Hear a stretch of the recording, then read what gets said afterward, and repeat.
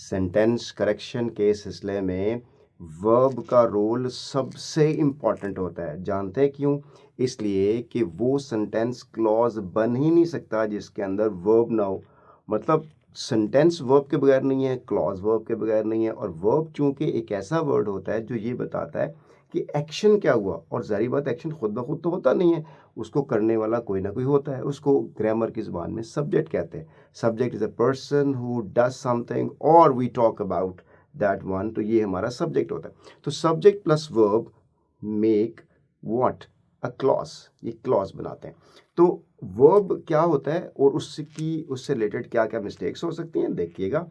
I had received, अच्छा ये जो वर्ब होता है ना, यही टेंस भी बनाता है। मतलब जितने भी टेंसेज हैं, मतलब टेंसेज के ऊपर एक अलग से हमें वीडियो बनाएंगे और बताएंगे। टेंसेज से डरने की ज़रूरत नहीं है, लेकिन हम फर्स्ट ईयर के अंदर ये भी डिटेल से पढ़ चुके हैं। आई hope so you got that. तो यहाँ पे आपको टच दूंगा, ये देखिए हैड लगा हुआ है, और हैड के बाद वर्ब की थर्ड फॉर्म जिसको उन्हें पास्ट पार्टिसिपल का नाम दिया था, याद है?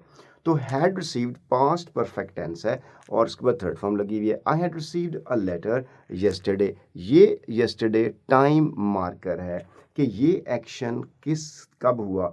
तो यस्टरडे के साथ हैड रिसीव्ड नहीं आता। Past perfect tense is not used with yesterday, last, यहाँ पे लास्ट लिखा हो या अगो लिखा हो, 2 days अगो, तो हम पास्ट परफेक्ट इस्तेमाल नहीं करते। फिर क्या यूज करते हैं? Past simple. हम सिंपली कहेंगे I received a letter yesterday, I received this letter few days ago. Is it clear?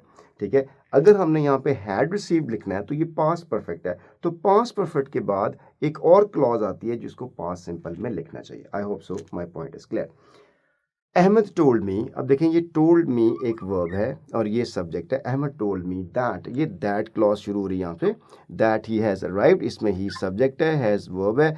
अब past tense is followed by past tense. If you have started your sentence with the past, it should be followed by past simple or past perfect. तो Ahmad told me that he has नहीं आएगा यहाँ पर आएगा he had arrived. Emma told me that he was not happy. Emma told me that he had not been working. ठीक है जी। और he did not, ये सारे past tense के मार्कर होंगे। I could not help to cry, ये देखें जो लफ्ज़ है ना, could not help, can not help, इसका मतलब होता है I can not help clapping, मैं तालियां बजाए बगैर ना रह सका। I could not help praising, मैं तारीफ़ किए बगैर ना रह सका। और मैं शरारत किए बगैर ना रह सका, हंसे बगैर ना रह सका।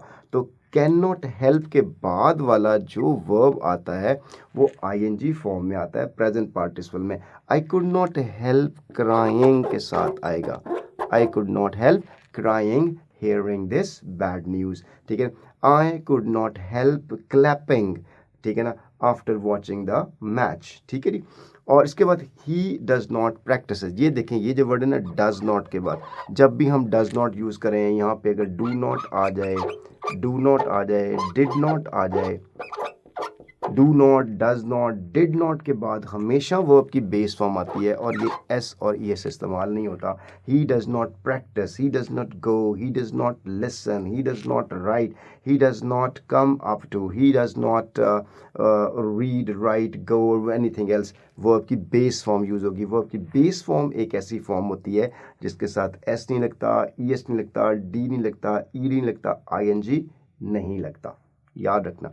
और his dancing moves are clear हो गया। He could never learn to swing.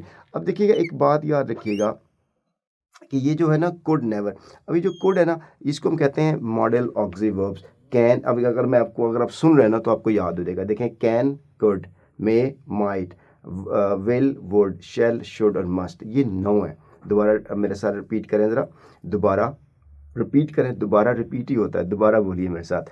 Will, would, shall, should, may, might, can, could और मस्ट, इनके साथ हमेशा वर्ब की बेस फॉर्म लगानी है, जैसे डू नॉट के साथ तो वो तो हमने लगाई हुई है, कुड नॉट लर्न, तो प्रॉब्लम तो नहीं है। लेकिन कुछ ऐसे वर्ड हैं, ही could not learn, he could not know, जिसके साथ हम हाउ टू का वर्ड इस्तेमाल करते हैं, कोलोकेशन होती है। He could not learn how to swing the ball inverse और समथिंग एल्स, ठीक है। तो यहाँ पर हाउ टू के साथ आएगा, ठीक है। ये चंद रूल हमने वर्ब के बारे में पढ़े। वर्ब एक बहुत लेंथी वास्ट टॉपिक है। चंद वो चीज़ें जो पास्ट पेपर में आपके आई या पेपर में आ सकती हैं हमने डिस्कस की।